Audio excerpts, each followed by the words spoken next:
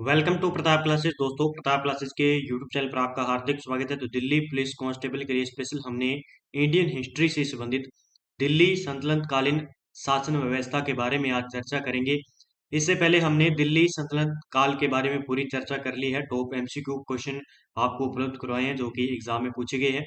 ये वो क्वेश्चन है जो बार बार परीक्षा में पूछे जाते हैं और आने वाले भी हैं।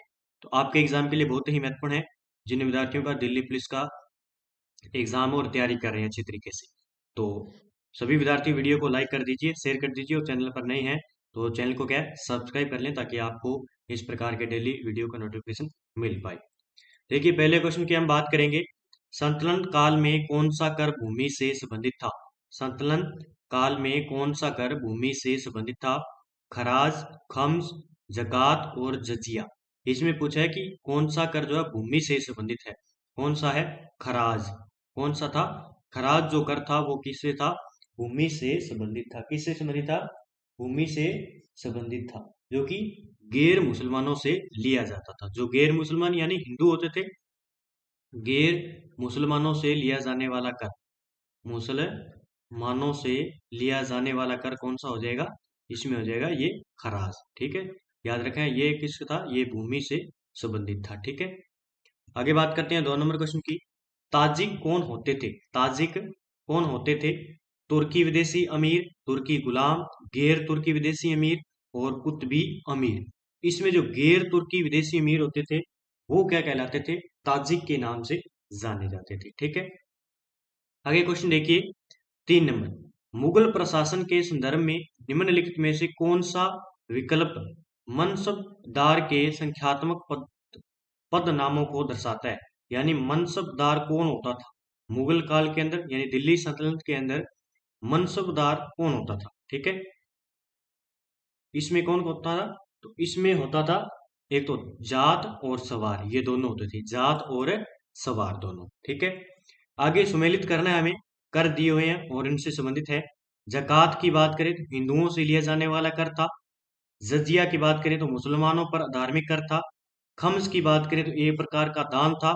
और सदका की बात करें तो युद्ध और लूट। इसका आंसर क्या हो जाएगा? इसके आंसर की हम बात करें तो इसका आंसर आगे देखते हैं। इसका आंसर हो जाएगा, ये देखिए, 2 1 3 4 21 34। थोड़ा पीछे देख लेते हैं हम। 2 1 यानी जकात क्या होता था? मुसलमान पर धार्मिक, मुस्लिमों से क्या लिया जाता था? धार्मिक कर लिया जाता था। जजिया कर की बात करें तो हिंदुओं से लिया जाने वाला कर। ठीक है, और खम्स की बात करें तो ये क्या था? एक प्रकार का दान था। और सदका की बात करें तो ये युद्ध लूट के अंदर जो है लिया जाता था। ठीक है, आगे क्वेश्चन देखिए। संतलन कालीन भूमिकर कहलाता था। संतलन कालीन भूमिकर क्या कहलाता था? खम्स, हिराज, राजसव, इक्ता। क्या कहलाता था? खम्स कहलाता था। ठीक है, हम थोड़ी सी चर्चा कर रहे थे खम्स के बारे में। क्या होता है खम्स? यह लूटे हुए धन, खानों अथवा भूमि में गड़े हुए खजानों से प्राप्त संपत्ति का 1/5 भाग था, जिस पर सुल्तान का अधिकार था, तथा शेष जो 4/5 भाग उसके सैनिकों तथा खजाने को प्राप्त करने वाले व्यक्तियों का अधिकार होता था। परंतु जब शासक आया फिरोज शाह तुगलक को छोड़कर अन्य सभी शासकों ने 4/5 हिस्सा समय अपने लिए रखा था। ठीक है, और उसके बाद देखिए सुल्तान सिकंदर लोदी ने गड़े हुए खजाने में से कोई हिस्सा नहीं लिया था। याद रखना है, ये प्राप्त संपत्ति का कितना होता था? सुल्तान का कितना होता था?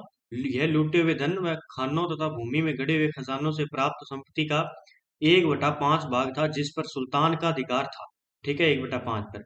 और जो शेष रहता था 4/5 भाग पर उसके सैनिकों तथा खजानों को प्राप्त करने वाले व्यक्ति का अधिकार होता था। ये था खम्स। अगला क्वेश्चन देखिए। दिल्ली सल्तनत व्यवस्था में दीवान ए अर्ज या आरिज विभाग का संबंध किस कार्य से था? आरिज विभाग का संबंध किस कार्य से था? ये क्वेश्चन बहुत ही अच्छा है। तो ये था सैन्य कार्य से। किससे था? सैन्य कार्य से। क्या है? दीवान ए अर्ज या आरिज। बाद में हम लास्ट में स्पेशल चर्चा करेंगे कौन सा विभाग किससे संबंधित था और कौन सा कर लिया जाता था और कौन सा मंत्री किस विभाग में रहता था। देखिए, संतलन युग में मजलिस ए खलवत क्या थी? मजलिस ए खलवत क्या थी? ये थी सुल्तान की एक परामर्शदात्री संस्था थी। यानी सुल्तान क्या करता था, एक परामर्शदात्री संस्था बनाता था, उसे कहते थे मजलिस ए खलवत। ठीक है, आगे देखिए 8 नंबर, संतुलन कालीन प्रशासनिक व्यवस्था में महालेखा परीक्षक को क्या कहा जाता था। देखिए महालेखा परीक्षक को क्या कहा जाता था, मुस्तोफी ए मुमालिक। मुस्तोफी ए मुमालिक महालेखा परीक्षक को कहा जाता था। अगला क्वेश्चन देखिए 9 नंबर, इक्ता क्या था। इक्ता क्या था, बहुत ही अच्छा क्वेश्चन है। इक्ता क्या था, एक जमीन का टुकड़ा। ठीक है, क्या था, जमीन का टुकड़ा। अगला देखिए 11 नंबर क्वेश्चन, संतुलन काल में वजीर का कार्यालय कहलाता था। संतुलन काल में वजीर का कार्यालय क्या कहलाता था, तो इसे कहते थे दीवान ए विजारत। क्या कहते थे, दीवान ए विजारत के नाम से जाना जाता था। अगला क्वेश्चन देखिए 12 नंबर, सैन्य विभाग का प्रधान अधिकारी कहलाता था। सैन्य विभाग का विभाग अधिकारी कहलाता था आरिस ए मुमालिक। ठीक है, आरिस ए मुमालिक जो है सैन्य विभाग का प्रधान कहलाता था। अगला क्वेश्चन देखिए, अंतःपुर महल का व्यवस्थापक के प्रमुख अधिकारी को क्या कहा जाता था। जो अंतःपुर या महल है उसका जो व्यवस्थापक होता था, उस अधिकारी को क्या कहा जाता था, अमीर ए दर के नाम से जाना जाता था। ठीक है, अमीर ए दर के नाम से जाना जाता था। आगे देखिए, संतुलन काल में सवार ए कलब था। सवार ए कलब किसे कहा जाता था, जो शाही सेना की घुड़सवार की टुकड़ी होती थी उसे कहते थे सल्तनत काल में सवार ए कलब। सल्तनत काल में क्या कहते थे, सवार ए कलब के नाम से जाना जाता था। आगे है, युद्ध में लूटे गए माल पर लगने वाला कर क्या था। युद्ध में लूटे गए माल पर लगने वाला कर कहलाता था खुम्स। क्या कहलाता था, खुम्स। ठीक है, आगे देखिए, सदर उस सुदूर किस विभाग का प्रधान होता था। सदर उस सुदूर किस विभाग का जो प्रधान होता था, वो धर्म विभाग का याद होता था। याद रखना आपको, सदर व सुदूर। ठीक है, सदर उस सुदूर धर्म विभाग से संबंधित था। ठीक है, आगे देखिए प्रश्न नंबर 17, साधारण रूप से दीवानी तथा फौजदारी मुकदमों का निर्णय निम्न में से कौन करता था। जो दीवानी थे और फौजदारी जो मुकदमे थे उनका जो है निर्णय कौन करता था, उनका निर्णय करता था काजी ए मुमालिक। काजी ए मुमालिक करता था। ठीक है, आगे देखिए, निम्न में से सही सुमेलित नहीं है। एक साइड में विभाग दिए हुए हैं और बनाने वाला सुल्तान। दीवान ए बदगान किसने बनाया था, दीवान ए खैरात, दीवान ए अर्ज, दीवान ए कोही। ठीक है, इनमें से हमें जो है असत्य कथन बताना है, सुमेलित नहीं है। देखिए इसमें बात करें तो दीवान ए बदगान की बात करें तो किसने बनाया था, ये बनाया था फिरोज शाह तुगलक ने, सही है। दीवान ए खैरात भी फिरोज शाह तुगलक ने बनाया था। दीवान ए अर्ज की बात करें तो ये किसने बनाया था, जिसे सैन्य विभाग, दीवान ए अर्ज यानी सैन्य विभाग होता था। दीवान ए खैरात की बात करें और उसके बाद बदगान, ये फिरोज शाह तुगलक के बारे में है और बलबन ने चलाया था दीवान ए अर्ज। और दीवान ए कोही की बात करें तो अलाउद्दीन खिलजी ने नहीं बनाया था, ये बनाया था मोहम्मद बिन तुगलक ने। किसने, मोहम्मद बिन तुगलक ने, मोहम्मद बिन तुगलक के द्वारा बनाया गया था। इसके द्वारा, मोहम्मद बिन तुगलक के द्वारा दीवान ए को ही विभाग बनाया गया था। ठीक है, तो इसमें डी नंबर आंसर हो जाएगा। दीवान ए मुस्तफा राज वित्त विभाग किसके द्वारा बनाया गया था, दीवान ए मुस्तफा राज। ठीक है, ये किसके द्वारा बनाया गया था, जो वित्त विभाग था, ये क्या था, वित्त विभाग, ये इल्तुतमिश के द्वारा बनाया गया था। याद रखना है, इल्तुतमिश। ठीक है, आगे क्वेश्चन देखिए, दीवान ए इस्तिहाक किस शासक के द्वारा बनवाया गया। दीवान ए इस्तिहाक किस शासक के द्वारा बनाया गया था, फिरोज शाह तुगलक के द्वारा दीवान ए इस्तिहाक बनाया गया था। ठीक है, आगे देखिए, घोड़ा दागने एवं सैनिकों का हुलिया लिखने की प्रथा की शुरुआत किसके द्वारा की गई थी। यानी घोड़ा दागने व सैनिकों का हुलिया बदलने का जो तरीका था वो अलाउद्दीन खिलजी ने बदला था। ठीक है, याद रखना है, इसकी शुरुआत अलाउद्दीन खिलजी के द्वारा की गई थी, एग्जाम में पूछा जाता है। आगे देखिए, सिजदा व पेबोस प्रथा, ये प्रथा नहीं है, यहाँ पे प्रथम नहीं है, प्रथा है। क्या है, प्रथा।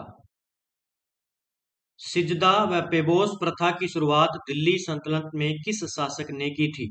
बहुत ही अच्छा क्वेश्चन है और एग्जाम में पूछा भी जाता है। तो ये होगा इसका आंसर बलबन। इसके द्वारा, बलबन के द्वारा सिजदा व पेबोस प्रथा का शुरुआत की थी। आगे देखिए, जमेयत खाना मस्जिद, अलाई दरवाजा, सीरी का किला, हजार खंबा महल का निर्माण किस शासक के द्वारा करवाया गया था? किस शासक के द्वारा गया था? ये देखिए, जमेयत खाना मस्जिद, अलाई दरवाजा, सीरी का किला, हजार खंबा महल, ये बनवाया गया था अलाउद्दीन खिलजी के द्वारा। याद रखना आपको, सीरी का किला एग्जाम में पूछा जाता है और अलाई दरवाजा ये अलाउद्दीन खिलजी के द्वारा बनवाई गई थी। आगे है, निम्न में से अलाउद्दीन खिलजी द्वारा बनाया गया यानी निर्माण किया गया संबंधित नहीं है इनमें से। दीवान ए रियासत का निर्माण करवाया था अलाउद्दीन खिलजी ने। सैना ए मंडी का निर्माण करवाया था। बरीद व मुनहियान व गुप्तचर विभाग बनाया था किसने? अलाउद्दीन खिलजी ने। दीवान ए बदगान का निर्माण किसने करवाया था? फिरोज शाह तुगलक ने। तो ये किसने कराया था? ये तो कराया था फिरोज शाह तुगलक ने। और जो ये तीनों विभाग है, दीवान ए रियासत, सहना ए मंडी, बरीद व मुनहियान व गुप्तचर विभाग, ये अलाउद्दीन खिलजी के द्वारा बनाए गए थे। आगे देखिए, फिरोज शाह तुगलक ने सिंचाई कर लगाया था, वह उपज का कितना भाग था? फिरोज शाह तुगलक के द्वारा एक सिंचाई कर भी लगाया गया था उस टाइम, वह कितना भाग था? ये एग्जाम में पूछा जा सकता है। तो ये 1/10 भाग था। कितना था सिंचाई का? ठीक है, उपज का कितना था? 1/10 भाग जो है कर लिया जाता था।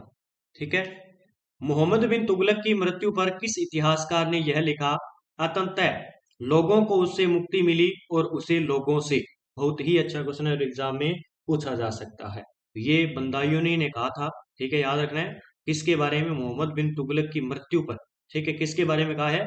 मोहम्मद बिन तुगलक के बारे में कहा है कि अतः लोगों को उससे मुक्ति मिली है और उसे लोगों से। ठीक है, आगे देखिए, एडवर्ड थॉमस ने किस तुगलक शासक को प्रिंस ऑफ मनी अर्स की संज्ञा दी है? एडवर्ड थॉमस की बात करें तो इन्होंने किस तुगलक शासक को प्रिंस ऑफ मनी अर्स की संज्ञा दी है? तो ये एग्जाम में पूछा जा सकता है। तो ये मोहम्मद बिन तुगलक को दी थी। किसको?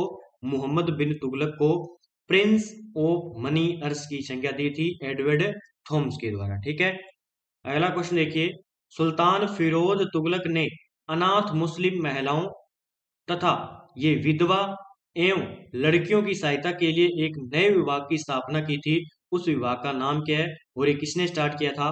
फिरोज शाह तुगलक के द्वारा किया गया था। इसका नाम था दीवान ए खैरात। ठीक है, याद रखना आपको, दीवान ए खैरात।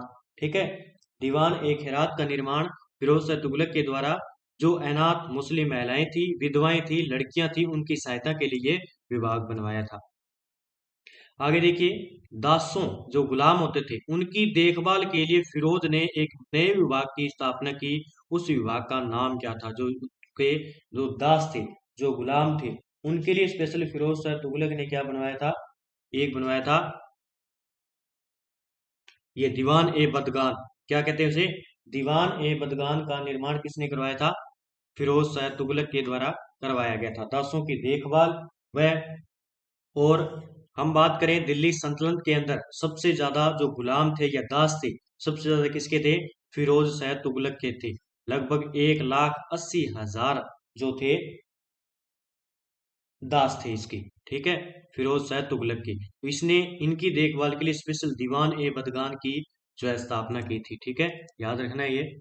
आगे देखिए, राजस्व व्यवस्था के अंतर्गत फिरोज शाह तुगलक ने अपने शासनकाल में 24 कष्टदायक कर को समाप्त कर तथा केवल 4 कर कौन कौन से अपने शासनकाल में लागू किए थे? यानी 24 जो कर इसने लगाए थे, उन 24 में से 4 कर ऐसे कौन से थे जो अपने शासनकाल में इसने लागू किए थे, बाकी के समाप्त कर दिए थे। ठीक है, तो इसमें कौन से थे? एक तो खराज था, उसके बाद खुम्स था, और जरिया जजिया, यहाँ पे ये जजिया व जकात, ये तीनों थे। इन तीनों को इन्होंने क्या किया था? तीनों लागू किए थे। याद रखने हैं चारों कर। ठीक है, एक खराज, एक खुम्स, एक जजिया व जकात और उपयुक्त सभी। तो उपयुक्त सभी इसका आंसर हो जाएगा। ठीक है, अगला देखिए, संतुलन कालीन कानून किस पर आधारित था? बहुत ही अच्छा क्वेश्चन है, ये एग्जाम में पूछा जा सकता है। तो ये था शरीयत पर, कुरान पर, हदीस पर, उपयुक्त सभी। इन तीनों पर क्या था? ये संतलनकालीन कानून जो है आधारित था। ठीक है, आगे देखिए, दिल्ली की मोट मस्जिद सिकंदर लोदी के किस प्रधानमंत्री ने 1505 में बनवाई थी? अब ये मोट मस्जिद याद रखना है आपको, ये दिल्ली के अंदर है और सिकंदर लोदी के द्वारा, सिकंदर लोदी के टाइम उसका प्रधानमंत्री था मियां भोइया ने इसका निर्माण है करवाया था। ये आपको याद रखना है। ठीक है, अब हम बात करेंगे स्पेशल मंत्री व विभाग, जो कि मैंने आपके क्वेश्चन बताए हैं, उन्हीं क्वेश्चनों का मैं थोड़ा सा थ्योरी टाइप आपको बताता हूँ। वजीर होता था प्रधानमंत्री। ठीक है, मंत्री जब होते थे तो उस टाइम दिल्ली सल्तनत के अंदर वजीर को कहते थे प्रधानमंत्री, जो राजस्व विभाग का प्रमुख होता था। उसके बाद देखिए मुशरिफ ए मुमालिक, ये महालेखाकार होता था। ठीक है, प्रांतों एवं अन्य विभागों से प्राप्त आय व व्यय का लेखा जोखा करना। उसके बाद होता था मजूमदार। ठीक है, मजूमदार था ये उधार दिए गए धन का हिसाब रखना, इसका काम था। किसका काम था ये? मजूमदार का। किसका? मजूमदार का। उसके बाद खजीन, ये होता था कोषाध्यक्ष, जो पैसे पूसे इकट्ठे करता था। ठीक है, कोषाध्यक्ष। ठीक है, अब आपको पता है एक योजना चल रही है महिला सहायता समूह के अंदर, उसमें एक कोषाध्यक्ष बनाया जाता है। वो कोषाध्यक्ष का मतलब होता है वो पैसे इकट्ठे करता है और अपने अंडर में रखता है। तो इसी प्रकार यहाँ पे एक खजीन था, उसे कहते थे कोषाध्यक्ष। ये भी आपको याद रखना है। आगे देखिए, आरिज ए मुमालिक, आरिज ए मुमालिक यानी दीवान ए अर्ज तथा सैन्य विभाग होता था ये। सदर ए सुदूर, सदर उस सुदूर धर्म विभाग या दान विभाग का प्रमुख होता था। काजी उल कजात, ये सुल्तान के बाद न्याय का सर्वोच्च अधिकारी होता था। ठीक है, अगर सुल्तान ने दे दिया उसके बाद इसका जो सर्वोच्च अधिकारी कौन होता था? काजी उल कजात। फिर बरीद ए मुमालिक, गुप्तचर विभाग का विभाग। ठीक है, वकील ए दर, सुल्तान की व्यक्तिगत सेवाओं की देखभाल करने के लिए वकील ए दर था। दीवान ए खैरात, दान विभाग। उसके बाद दीवान ए बदगान, जो का था दास विभाग था, जो मैंने पहले बताया फिरोज शाह तुगलक ने बनाया था। फिर दीवान ए इस्तिहाक, पेंशन विभाग था, जो भी किसने बनाया था? फिरोज शाह। ठीक है, आगे हम बात करेंगे विभाग और उसमें विमाने वाला शासक कौन सा था। यहां से क्वेश्चन एक टपकता है पक्का। दीवान ए मुस्तखराज, ये होता था वित्त विभाग का। ठीक है, इसे कहते थे वित्त विभाग, यानी दीवान ए मुस्तखराज, ये अलाउद्दीन खिलजी के द्वारा बनाया गया था। दीवान ए कोही, ये होता था कृषि विभाग, ये मोहम्मद बिन तुगलक के द्वारा बनाया गया था। दीवान ए अर्ज, सैन्य विभाग, ये बलबन के द्वारा बनाया गया था। दीवान ए बदगान, फिरोज शाह तुगलक के द्वारा अपने दासों के लिए बनाया गया था। दीवान ए खरात, ये भी फिरोज शाह तुगलक के द्वारा बनाया गया। दीवान ए इस्तिहाक, ये भी फिरोज शाह तुगलक के द्वारा बनाया गया है। तो याद रखने ये इंपॉर्टेंट है और एग्जाम की दृष्टि से बहुत ही महत्वपूर्ण हो जाते हैं। आगे देखिए, ये चार प्रकार के कर कौन से थे? राजस्व कर व्यवस्था। देखिए, उस पर था एक मुसलमानों से लिया जाने वाला भूमि कर। खराज की बात करें, गैर मुसलमानों से लिया जाने वाला भूमि कर। जक़ात की बात करें तो मुसलमानों पर धार्मिक कर संपत्ति का 40वां हिस्सा होता था। जजिया कर की बात करें तो गैर मुसलमानों पर धार्मिक कर। ये चार प्रकार के कर थे।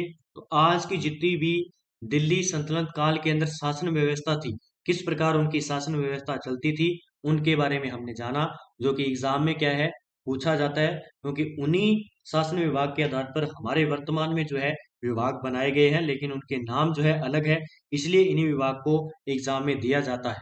ठीक है, तो अच्छे तरीके से इन विभाग को पढ़ना है। और लगभग 30, 32, 35 क्वेश्चन बन रहे थे और उसके बाद में आपने फैक्ट के साथ भी बता दिया। इससे बाहर क्वेश्चन बाहर नहीं जाएगा, मैंने पूरा निचोड़ निकाल लिया है। तो सभी विद्यार्थी वीडियो को लाइक कर दीजिए, शेयर कर दीजिए और चैनल पर नए हैं चैनल को सब्सक्राइब कर लीजिए। आगे हम अगले टॉपिक की बात करेंगे, जो दिल्ली पुलिस के अंदर मैंने ओल्ड क्वेश्चन देखे हैं, उसी के आधार पर मैं टॉपिक आपको करवाने वाला हूं, ताकि पता चल जाए कि पिछले इन 10, 12, 15 सालों में दिल्ली पुलिस किन जो है हिस्ट्री से संबंधित टॉपिकों से क्वेश्चन उठा रही है, उसी टॉपिक में आपको करवाने वाला हूँ। ठीक है, तो जय हिंद जय भारत दोस्तों, मिलते हैं अगले वीडियो के साथ। और इसी के साथ अगर आप आरपीएससी व RSMSSB द्वारा पूछे गए प्रीवियस ओल्ड क्वेश्चन की टेस्ट सीरीज लेना चाहते हैं ऑनलाइन, तो ले सकते हैं। प्रताप क्लासेस के ऐप को डाउनलोड करना है आपको। उसके बाद अगर आप राजस्थान पुलिस की एग्जाम की तैयारी कर रहे हैं, एक बड़ी खबर भी आई है कि राजस्थान पुलिस एग्जाम का जो है फिजिकल है, जो वो क्या है आगे कर दिया गया है, अभी रद्द कर दिया गया है। तो उसी चुनाव के बाद में रद्द जो है करवाया जाएगा। आप उतनी देर तक आप कांस्टेबल की जो है परीक्षा की तैयारी करते रहें। उसके बाद साथ साथ में रनिंग करते रहें थोड़ी थोड़ी, ताकि आपको थोड़ा बाद में दिक्कत ना हो, ठीक है। इसी प्रकार दिल्ली पुलिस कांस्टेबल के लिए स्पेशल जो नवीनतम पाठ्यक्रम पर आधारित ऑनलाइन टेस्ट सीरीज है, जिसमें आपको 30 टेस्ट दिए जा रहे हैं। तो अब आपके लिए स्पेशल एक मौका है दिल्ली पुलिस का ही, लगभग नवंबर दिसंबर में इसका जो है एग्जाम होने वाला है, ठीक है, दिल्ली पुलिस का। तो आप अच्छी तरीके से इसकी तैयारी कीजिए, और तब तक राजस्थान में अभी कोई फिलहाल भर्ती नहीं है, तो आप सेंटर की दिल्ली पुलिस की एग्जाम की अच्छी तरीके से तैयारी कर सकते हो। तो ये टेस्ट ले और अच्छी तरीके से रेपिटेशन लगाइए। मात्र 100 रुपये प्राइस है इसके। प्रताप क्लासेस के ऐप को डाउनलोड कर लेना है, ठीक है। और ऑल एग्जाम 2023, आप सोचते हैं कि मुझे पूरे साल की करंट अफेयर्स की पीडीएफ और टेस्ट मिल जाए, तो इंडिया प्लस वर्ल्ड दोनों की मिल जाएगी। जनवरी 2023 से दिसंबर 2023 तक आपको इसमें मंथली वाइज टेस्ट मिलेंगे, और प्लस में फ्री पीडीएफ मिलेगी। पीडीएफ को अच्छी तरीके से पढ़कर आप टेस्ट दीजिए, और जो विद्यार्थी रेगुलर है वो भी इन टेस्ट को अच्छे तरीके से कीजिए। मात्र प्राइस है इसका 50 रुपये पूरे साल के अंदर, ठीक है। तो और इसके बाद में हमारे सामान्य विज्ञान के लिए स्पेशल हमने 1500 प्लस प्रीवियस ओल्ड क्वेश्चन की 1991 से 2023 तक पूछे गए। तीनों जो टॉपिक हैं, भौतिक, जीव विज्ञान, रसायन विज्ञान के अंदर पूछे गए जितने भी एग्जाम हुए हैं पीछे कम्पिटिटिव, उनमें पूछे गए हैं। मात्र 149 रुपये में है। तो सभी विद्यार्थी ये जरूर लें, ताकि आपके एग्जाम के लिए बहुत ही महत्वपूर्ण हो। तो जय हिंद, जय भारत दोस्तों, मिलते हैं अगले वीडियो के साथ।